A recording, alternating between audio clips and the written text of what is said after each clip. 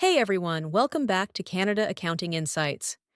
If you're new here, this channel is all about breaking down complex accounting and finance topics into easy, digestible lessons that actually stick. So if you're studying for your CPA, working in accounting, or just looking to sharpen your knowledge, make sure to hit that subscribe button and give this video a thumbs up.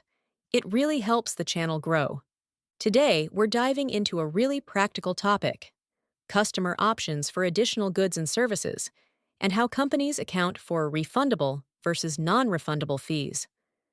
This is one of those areas where both IFRS 15 and ASPE can feel a little tricky at first, but once you understand the reasoning and walk through a few examples, it all clicks. Let's start with customer options for additional goods or services.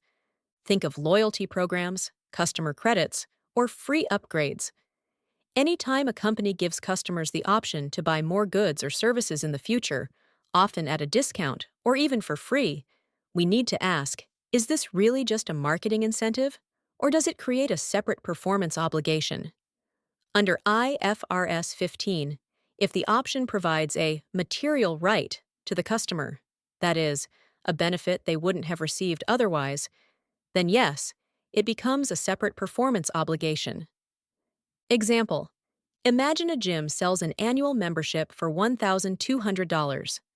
As part of the deal, new members get a voucher for 50% off one personal training session. Normally, training sessions are $100.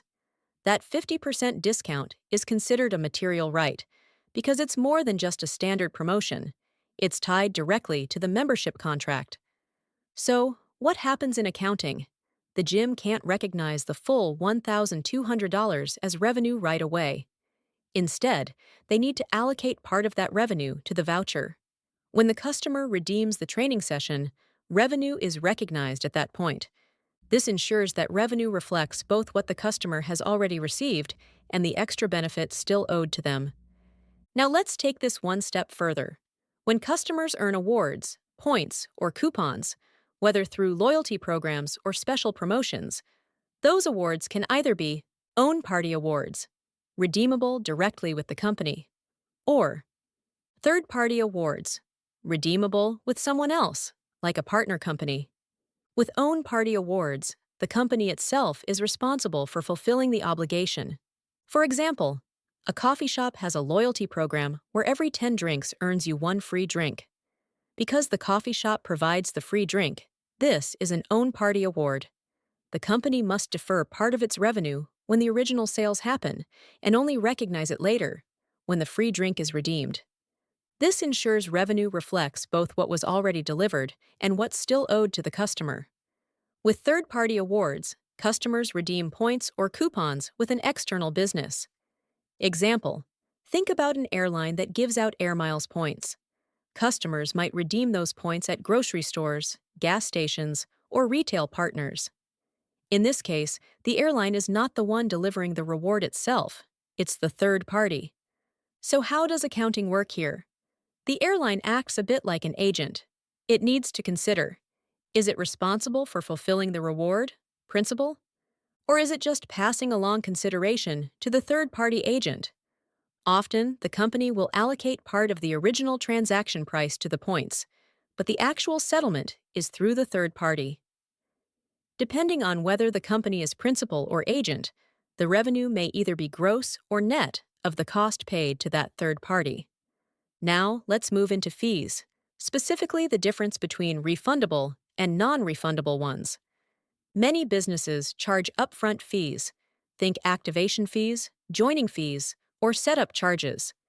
The key accounting question is, do these fees represent revenue on their own, or are they tied to something bigger? If a fee is refundable, then revenue can't be recognized until the underlying service or obligation is performed. Why? Because until then, the company might have to give that money back.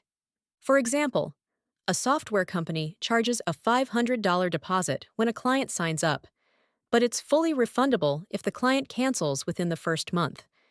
In this case, no revenue is recognized at the time of payment.